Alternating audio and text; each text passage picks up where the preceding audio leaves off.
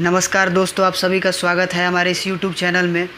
जिस देश में ये कहा जाता हो धर्मस्य मूलम अर्थः, यानी कि जिस राष्ट्र में जिसके सिविलाइजेशन में अर्थ का इतना बड़ा महत्वपूर्ण भूमिका हो। एक समय हम लोग पूरे दुनिया में विश्व गुरु इसलिए भी थे क्योंकि हमारे पास अथाह धन संपदा था। पर क्या आज ऐसा स्थिति है? भारत में आज एक ऐसा इस्लामिक सर्टिफिकेशन चल रहा है जिसके कारण आप जो भी चीज़ खरीदते हैं भारत में, उसका कुछ प्रतिशत हिस्सा भारत के उन जिहादियों के पास पहुंचता है।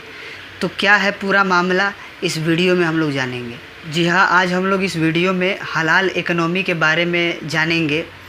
ये एक ऐसा अर्थतंत्र बनता जा रहा है कि देश में 90% हिंदुओं को भी नहीं पता है और इस देश में बड़े बड़े जो देश चलाते हैं राजनेताओं को भी नहीं पता है। तो देखिए, हलाल शब्द जो है ये एक अरबिक शब्द है। हलाल का मतलब होता है जायज़। जो आपके हिसाब से जायज़ है ज़रूरी नहीं कि वो मेरे हिसाब से भी जायज़ हो। हर आदमी का जायज़ का डेफिनेशन अलग अलग होता है, या हर रिलीजन के हिसाब से जो जायज़ है उसका डेफिनेशन अलग अलग है। हिंदुओं में गाय खाना जायज़ नहीं है, इस्लाम में सूअर खाना जायज़ नहीं है। तो उनका जायज़ आपका जायज़ दोनों एक जायज़ कभी नहीं हो सकता है। फ़िलहाल हम लोग आते हैं हलाल क्या है, हलाल इकोनॉमी क्या है, पहले इसको समझ लेते हैं। देखिए, चूँकि आपको भी पता है अरब में शुरू से ही ऐसा है कि वहाँ पे लोग मांस खाते हैं सदियों से। तो वहाँ पे क्या था कि वहाँ पे वो लोग इस्लामिक पद्धति से पशुओं को हलाल करते थे। एक होता है हलाल, एक होता है झटका। हलाल में वो लोग क्या करते हैं कि पशुओं का मुख जो है वो काबा के तरफ होना चाहिए, और फिर उसको काटने के समय वो लोग कलमा पढ़ते हैं।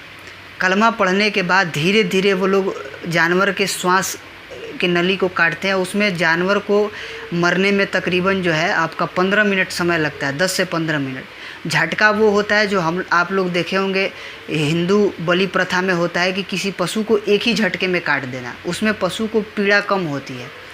तो इस्लाम के हिसाब से झटका बिल्कुल भी जायज़ नहीं है, उनके लिए वो हराम है। और उनके लिए जो हलाल पद्धति है, इस पद्धति का जो मीट है वो जायज़ माना गया है।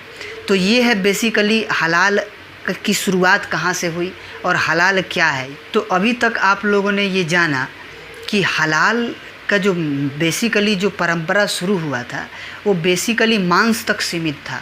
पर आज नॉनवेज चीज़ों में भी हलाल सर्टिफिकेशन के लिए ये लोग दबाव बनाते हैं, मुस्लिम संगठन, कि जब तक हलाल सर्टिफिकेशन किसी भी चीज़ पे नहीं लगेगा हम लोग उसको नहीं खरीदेंगे। अब देखिए कि आपके किचन में जो भी चीज़ें हैं, चीनी से लेके आपका दाल से लेके आपका चावल से लेके तमाम तरफ की जो मुख्तलिफ़ किस्म की जो आपके यहाँ जो मसाले आते हैं, ये सब मसालों के ऊपर हलाल सर्टिफिकेशन का लोगो लगा हुआ है और बाकायदा इसकी एक पूरी बोर्ड बनी हुई है। वो हलाल सर्टिफिकेशन, मान लीजिए मैं कोई प्रोडक्ट स्थापित करता हूँ किसी प्रोसेसिंग यूनिट का, तो हलाल सर्टिफिकेशन मुझे कैसे मिलेगा? कोई दाढ़ी वाला मौलाना आएगा, वो देखेगा कि भाई ये इस्लामिक पद्धति के अनुसार ये खाने योग्य है कि नहीं है, फिर वो उस पर मुहर लगाएगा। फिर एक सर्टेन अमाउंट ऑफ लेबरर्स जो हैं या कामगार जो हैं वो मुझे मुस्लिम कम्युनिटी से लेना पड़ेगा। एक कम से कम इस्लामिक जानकार को रखना पड़ेगा जो हलाल सर्टिफिकेशन लिख के देगा, स्टाम्प लगा कि हाँ ये जायज़ है इस्लाम के हिसाब से मुसलमानों को खाने के लिए।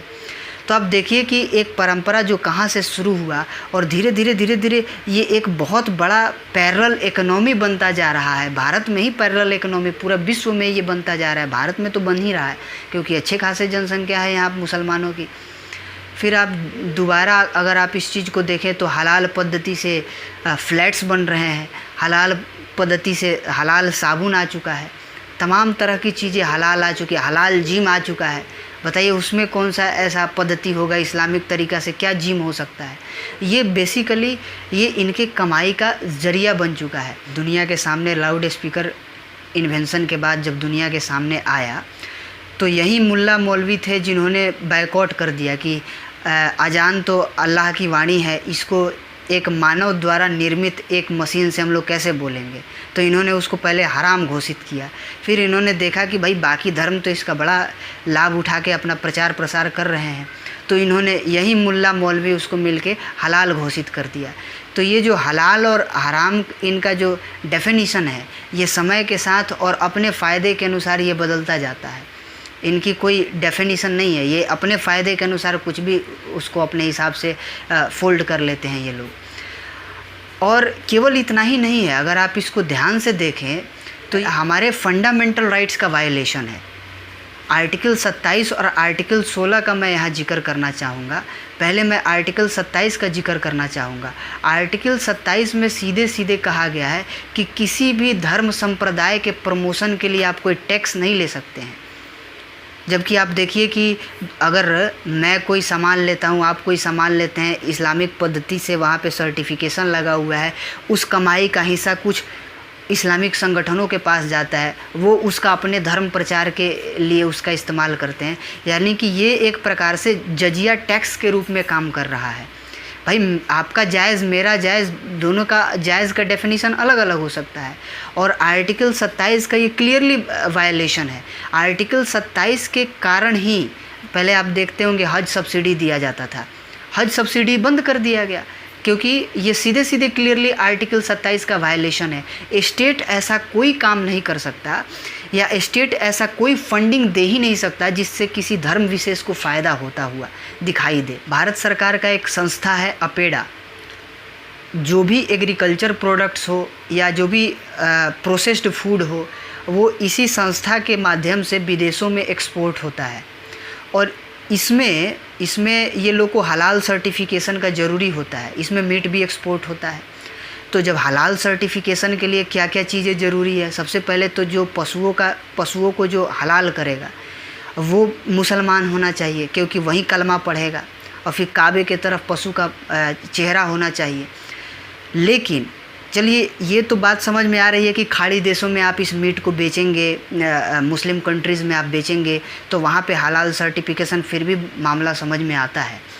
लेकिन तकरीबन 23,000 करोड़ रुपया का ये जो मीट एक्सपोर्ट होता है, इसका 46% मीट जो है वो वियतनाम और चाइना जैसे देशों को एक्सपोर्ट किया जाता है। जो ऑब्वियस सी बात है, या तो वहाँ पे बुद्धिस्ट होते हैं या तो नास्तिक होते हैं, तो उनको कोई हलाल सर्टिफिकेशन की तो आवश्यकता है नहीं।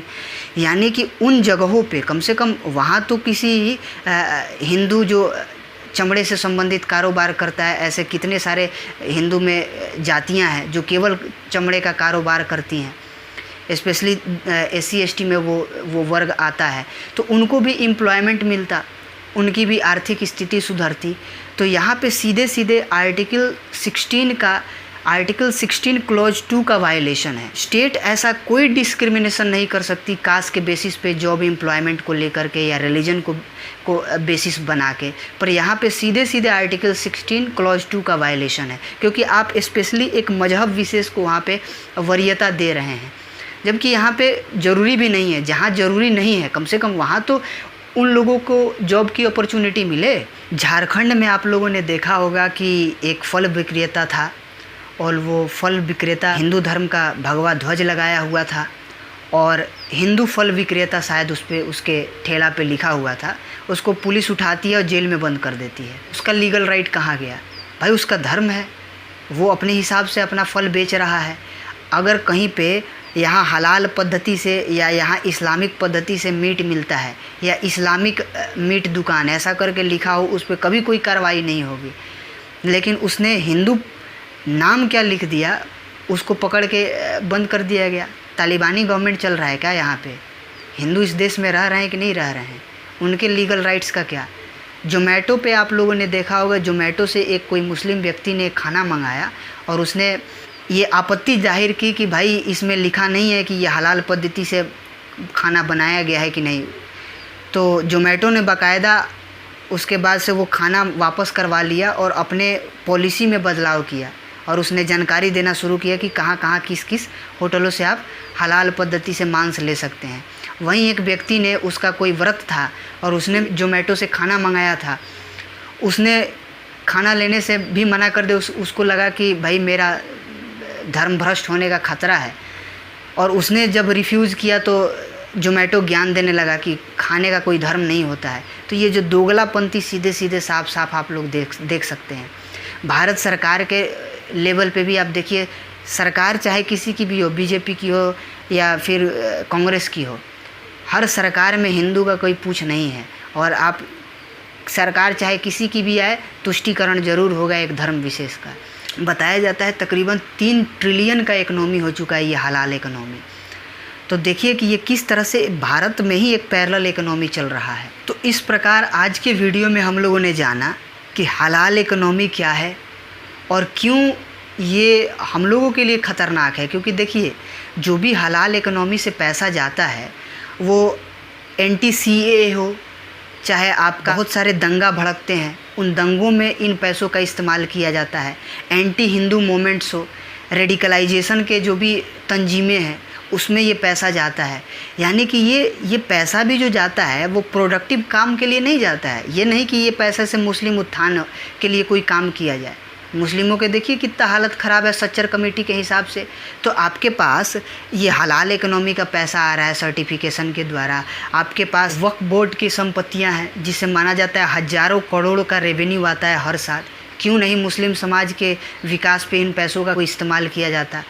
रेडिकलाइजेशन में पैसों का इस्तेमाल किया जाता है। एंटी इंडिया मूवमेंट्स जो है, एंटी हिंदू जो मूवमेंट्स हैं, उसमें इन पैसों का इस्तेमाल किया जाता है। इसलिए भी ये बहुत ज़्यादा ख़तरनाक बात है।